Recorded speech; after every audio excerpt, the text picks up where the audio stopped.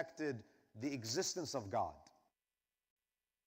They are kuffar in this instance, in the sense that they rejected and were heedless of certain commandments of Allah subhanahu wa ta'ala.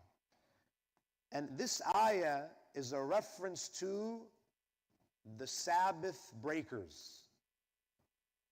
When certain members of Bani Israel violated the Sabbath, Dawood alayhi salam sent his la'na upon them. He condemned them. And this is interesting because when you look at this ayah, you have a prophet of God doing la'na upon a community for ignoring a commandment of God. And this makes you wonder why some Muslims find it problematic when we send la'na upon the killers of Imam al-Hussein. If Dawood alayhi salam sends la'na upon certain members of Bani Israel for not upholding the Sabbath, then what is a greater violation of God's law? Violating the Sabbath or spilling the blood of the family of the Prophet? Now, we have a narration from Imam al-Baqir, salawatullahi alayhi. Allahumma salli ala. Imam al-Baqir, he says, أما داود فإنه لعن أهل أيلة. Imam al-Baqir, he says, as for David, he sent damnation upon the people of Ayla. And the people of Ayla is a reference to the Sabbath breakers. It's a town, and we'll speak about this. لما اعتدوا في سبتهم وكان اعتداؤهم في زمانه. Dawood, he sent la'na upon the Sabbath breakers when they violated the Sabbath, and this incident took place during the time of Dawood. Now, since this happened during the time of Dawood, I felt that it would be beneficial for us to reflect on the verses of the Quran that relate to the breaking of the Sabbath. Now, during the time of Dawood, of course, the empire of Dawood was quite vast. And there were certain members of the children of Israel who had settled near the Red Coast Sea. And the town that they settled in was called Ayla. And the people of that town, because they were close to the sea, naturally many of them, they took on fishing. They were fishermen. And the majority of them were quite well off because of how much fish they were able to extract from the sea. Allah subhanahu wa ta'ala, during the time of Dawood, He decided to test this community. So what happened was, in the Sharia of Musa, one of the laws in the Sharia of Musa is that the Jews were forbidden from fishing on Saturday. In fact, we have a narration from the Prophet sallallahu alaihi wasallam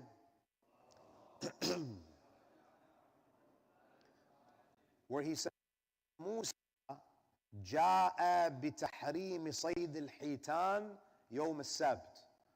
That it was Musa who introduced the prohibition of fishing on Saturday.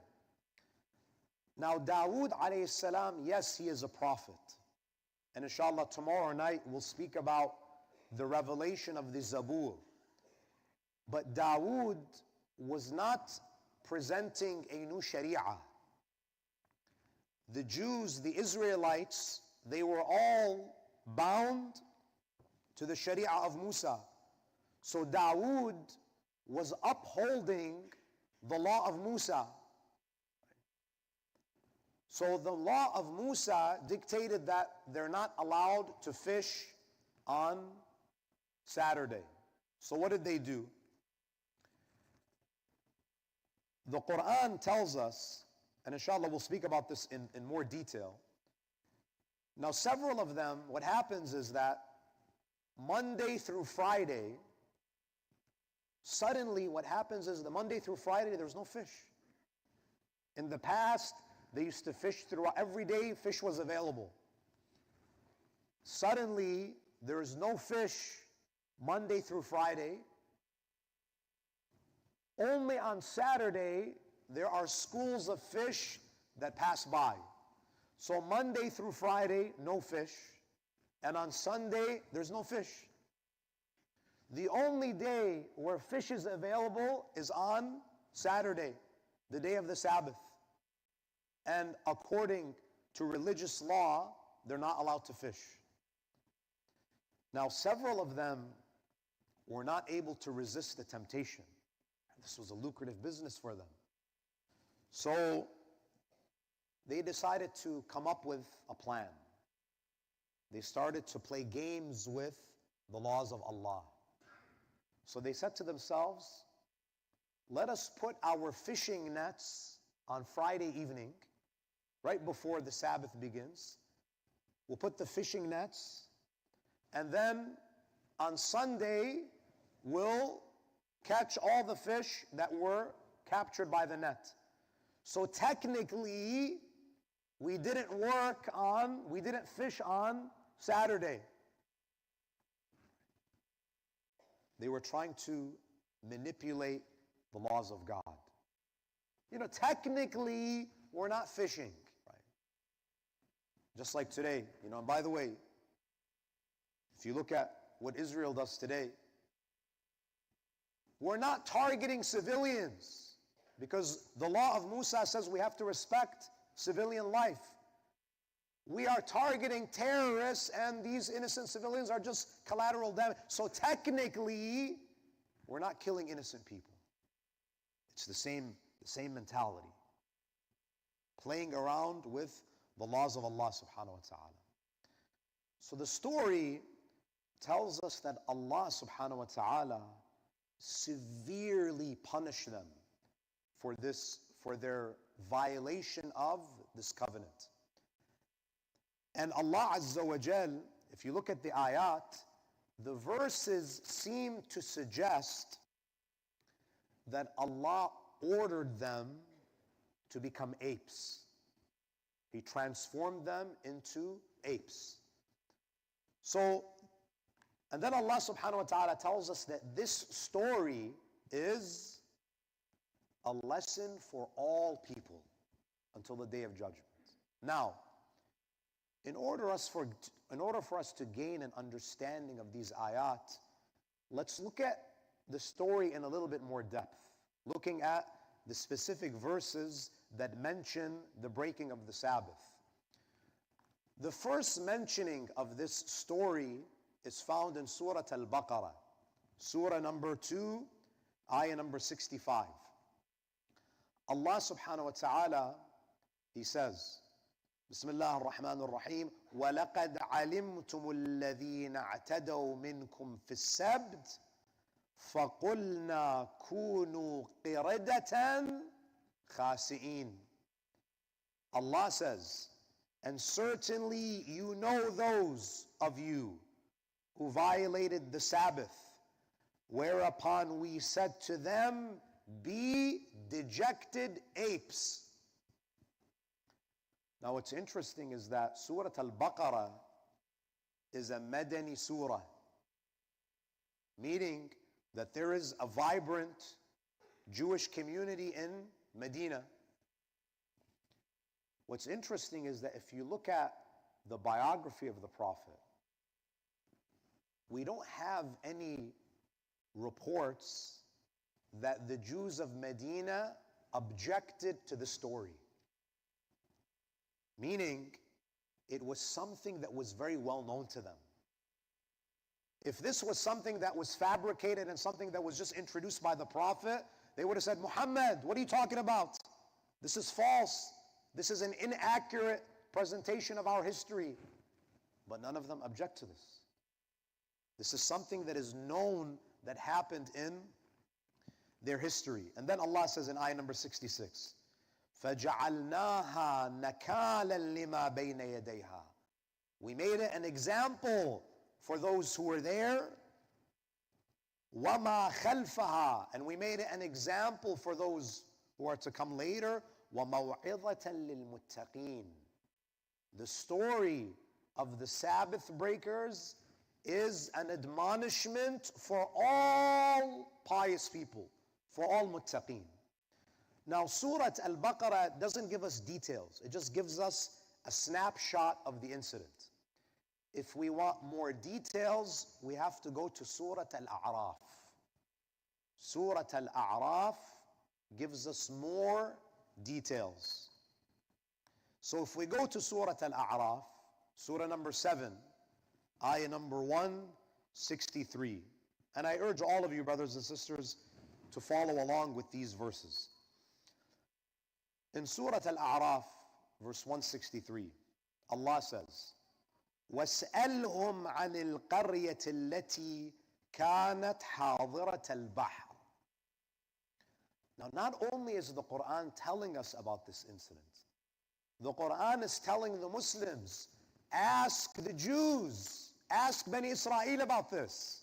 They know this story very well.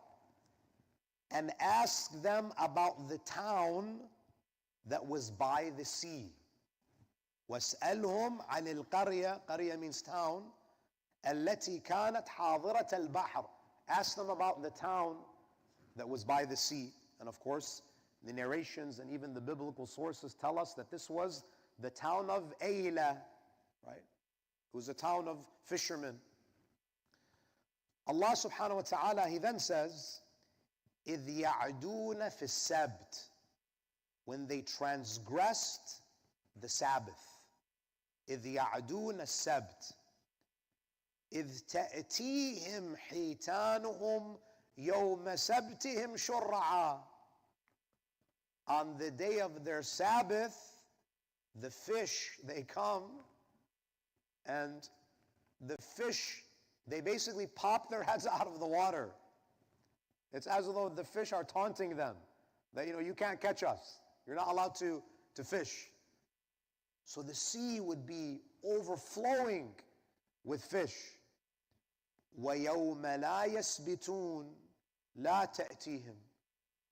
On Saturday, on the day of the Sabbath, you don't even need to fish. You could see the fish floating on the surface. It's so easy to grab them. And when it wasn't the Sabbath, there's no fish. There's nothing.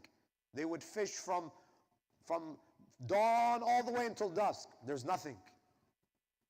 كَذَلِكَ نَبْلُوهُمْ بِمَا كَانُوا يَفْسُقُونَ.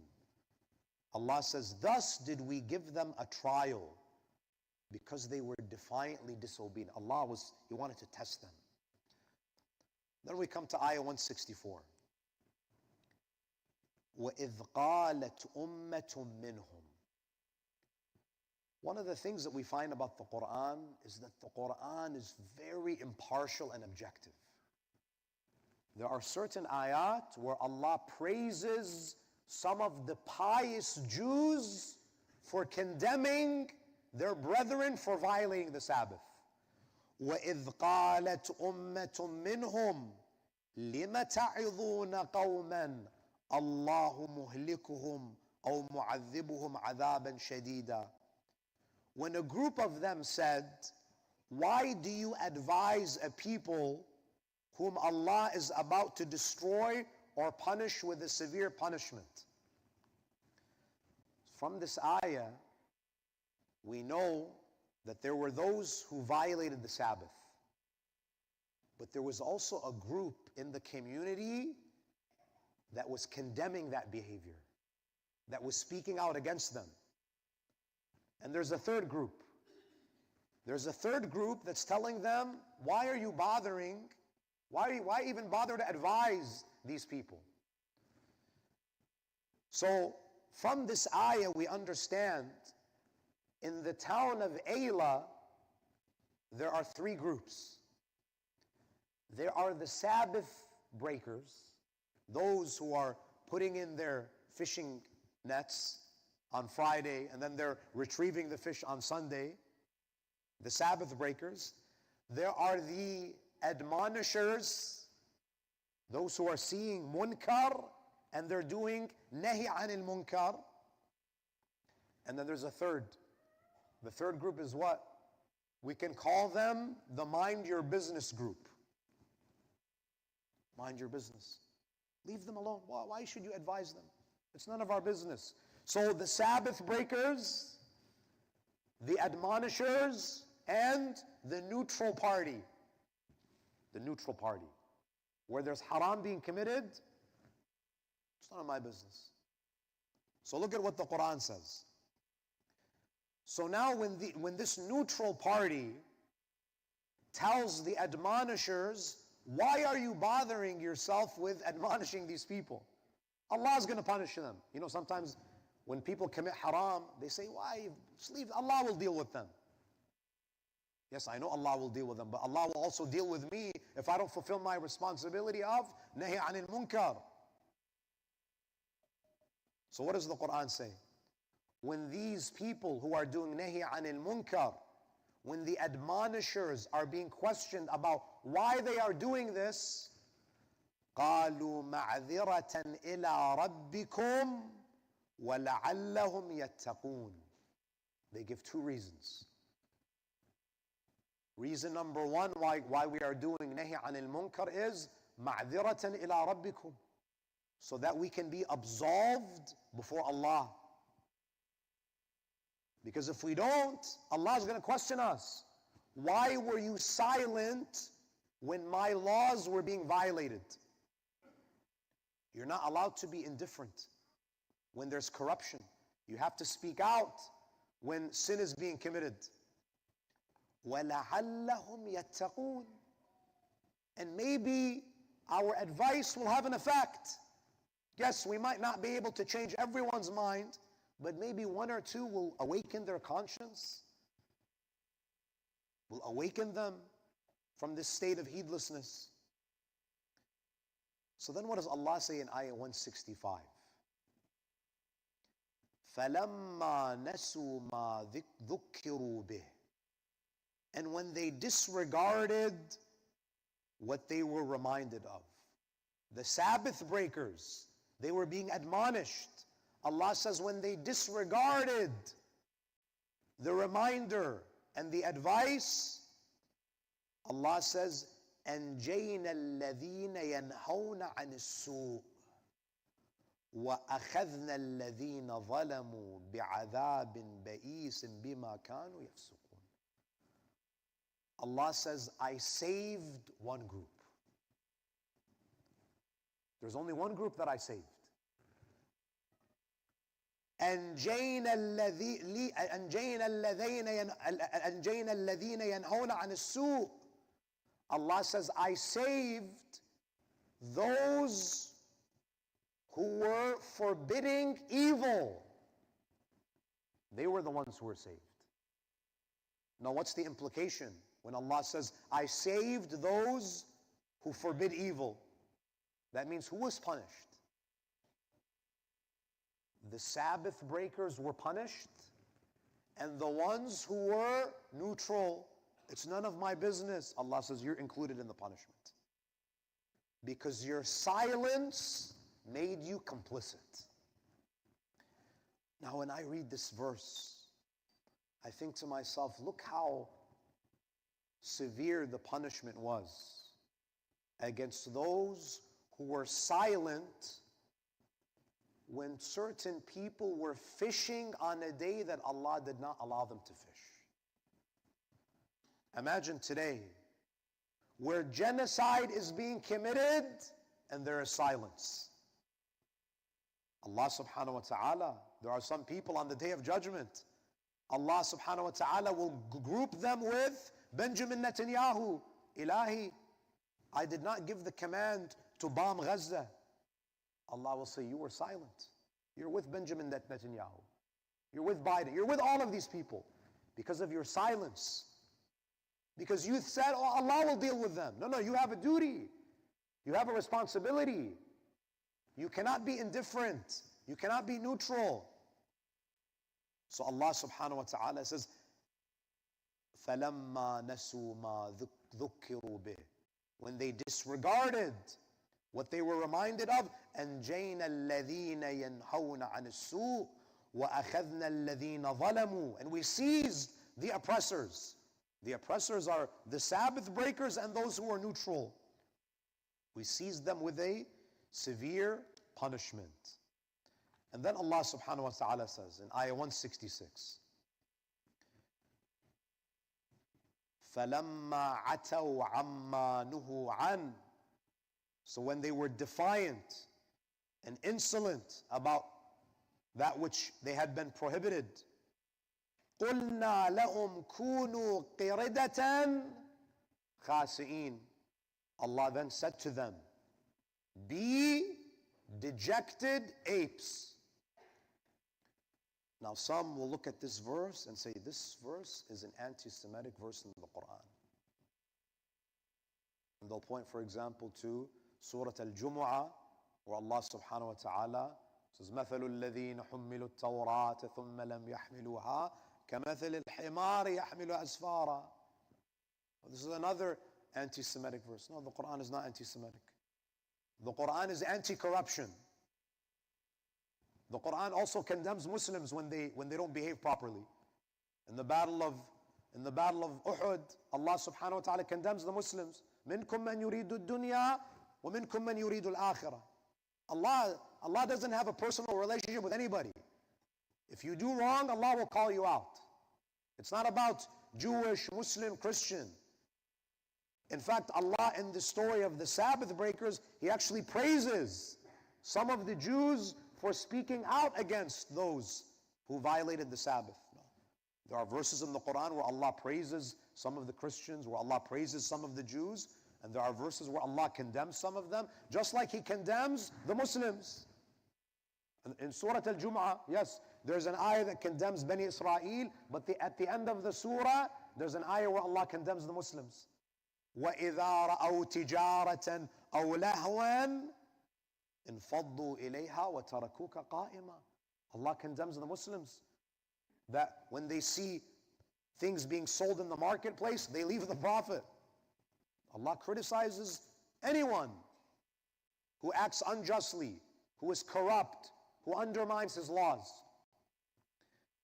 Now, what is the meaning of this ayah where Allah subhanahu wa ta'ala says to the Sabbath breakers, كُونُوا قِرِدَةً خَاسِئِينَ, be dejected apes? Is this a literal physical transformation, or is it something that is figurative? Now,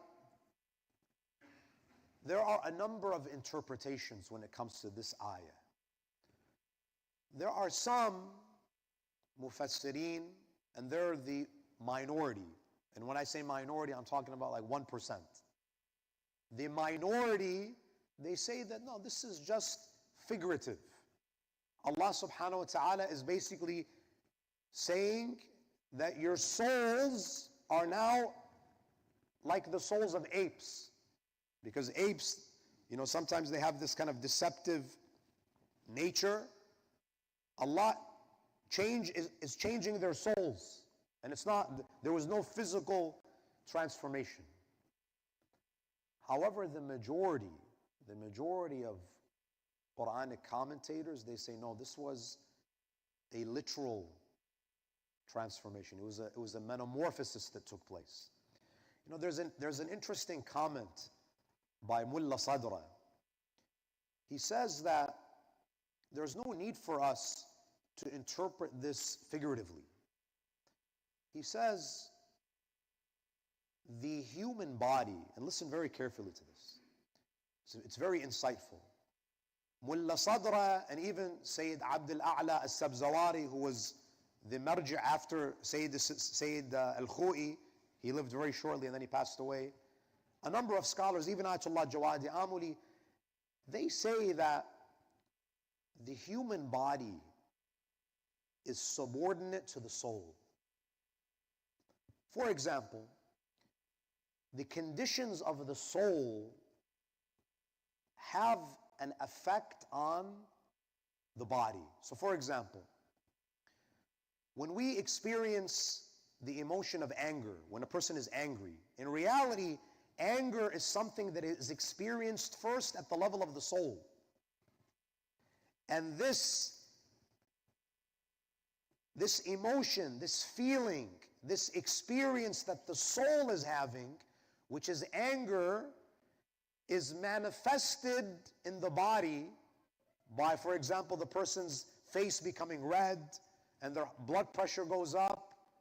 So here you have something that is happening to the soul that is expressing itself through the body. Joy is the same way. You feel happiness. This is something that is felt in the soul. And then you smile, for example. So you have these physical effects originating in the soul. So some scholars, they say, when Allah subhanahu wa ta'ala says, "Kunu qiradatan khasi'in," He is basically commanding their physical bodies to match their souls. Meaning, when a person defies the laws of God, it has an effect on your soul. When a person defiantly disobeys Allah Azza wa Jal, it affects the soul in a way whereby your humanness becomes diminished. And because the Sabbath breakers knew the law of God, and it's not that they were ignorant, they were defying the law of God. They were trying to outsmart Allah subhanahu wa ta'ala. They were not heedless when they were being advised. When they committed this act, something changed in their souls. Now normally, the appearance of our souls becomes our external appearance in the hereafter. But Allah subhanahu wa ta'ala, as a punishment for them, He made their physical bodies reflect the nature of their souls. And the reason why the Quran says that this is a lesson for all people, Allah is saying that the Sabbath breakers, I transformed them into apes because that was the nature of their souls. Because they engaged in this deception and this trickery. Don't think that this is not going to happen to you on Yawm al-Qiyamah. On the Day of Judgment, you have to pray to Allah that you are resurrected as a human being. Some of us, we look human, but we don't behave like human beings. We don't have the qualities of true human beings. And I'll mention this final hadith. Abu Basir, one of the companions of Imam al-Baqir and Imam al-Sadiq,